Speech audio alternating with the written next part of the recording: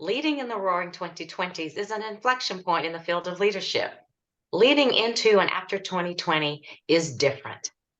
The world of leadership has new and complex stressors that are compounded monthly, weekly, and sometimes daily, with events that require leaders to draw upon skills that may have been previously foreign. Developing a keen sense of self awareness enables us to lead effectively in this new paradigm. One of the tools its personal enterprises is adding to its repertoire to help develop a keen sense of awareness is positive intelligence, or its moniker PQ. PQ delves into identifying saboteurs that prey upon your capabilities. Once armed with knowledge about your specific saboteurs, leaders can engage in exercises to train your heart and your head to turn negative reactions, thoughts, and emotions into opportunities. Through practicing PQ, I've identified that the overachiever saboteur routinely shows up when I sit in self judgment. Yes, Constance lurks around, constantly chastising me to do more. When she appears, we acknowledge one another, then I proceed to diminish her presence, engaging in brief exercises to squash the chirping. The brief timeout enables me to concentrate and move forward with the task at hand. The exercises require time and effort, both of which fuels your concentration and allows you to be effective. Engage with us. How are you developing a keen sense of self awareness? Matt, I'm going to throw to you. Share with us. What's your thoughts about PQ? Thanks, Twiana. I really enjoyed going through the positive intelligence training with both of you and having our rich, wonderful conversations about our saboteurs. One of the things that struck me about the PQ system is its similarity with the Enneagram system. Notably, the PQ system has 9 saboteurs with a one-to-one correspondence with each of the 9 Enneagram types. So when we were reviewing the PQ saboteurs, the one that stuck out to me as an Enneagram type 6 was the hypervigilant saboteur. I'm very familiar with that saboteur, and I've been working on him for a long time. But I really enjoyed in the PQ system how it helps us personify our saboteurs, and that helps us deal with them objectively. I named my hypervigilant saboteur the furnace because my hypervigilance gives me this kind of burning feeling right in my gut. I know right away when my hypervigilant saboteur is appearing. Also, I really enjoyed creating AI images of each of our main saboteurs. This was yet another way that helped us personify the saboteurs and treat them objectively.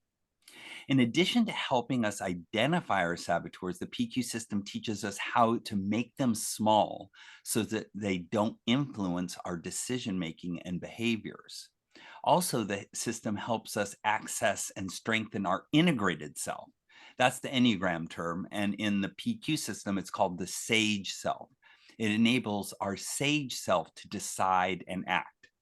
One of the things I've known about myself as an Enneagram type 6 with the hypervigilant saboteur is that I tend not to be that empathetic. I tend to be highly sympathetic, but not empathetic. I'm not feeling what other people are feeling, probably because the furnace keeps me from feeling those feelings. So as I quiet my furnace, I can strengthen my sage's empathy muscle. I highly recommend the PQ system, and I really enjoyed working through this with both of you. Kimberly, what are your thoughts on this? Great, Matt and Twiana, both of you, I love this topic. Ever since the beginning of this year, I've been embarking on a journey to rid myself of those pesky, destructive feelings and thoughts that sabotage my happiness. We all have them, right? And when they raise their ugly heads, they conjure up uncontrollable emotions, and amygdala hijacks are what I often call a Will Smith moment, referring to Will Smith's attack on Chris Rock at the Oscars.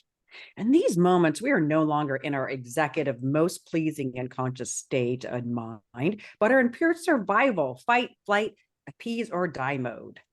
One of the tools I've adopted, just like you guys have been talking about, is one of many, but I find the power of PQ, or positive intelligence, is a tool that both of you guys have referred to, and we've all adopted, and as a group have kept ourselves accountable.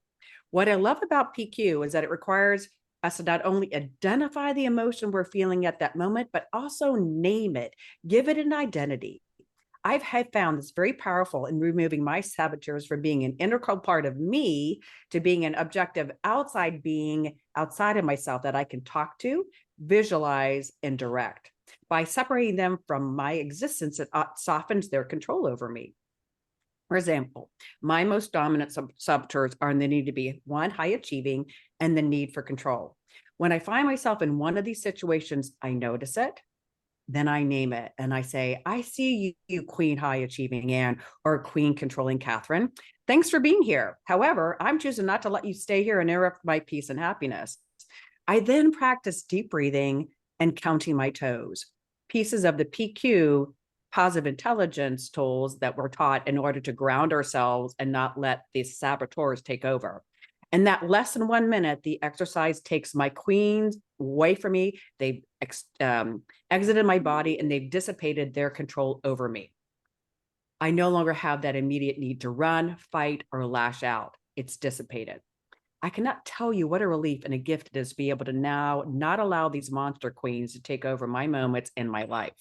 As we all know, many of those wasted moments in a saboteur mode can add up to a lot of moments of our life not being happy. Leaders, who are you going to recognize and name as your saboteurs so that you can increase the moments of joy in your life?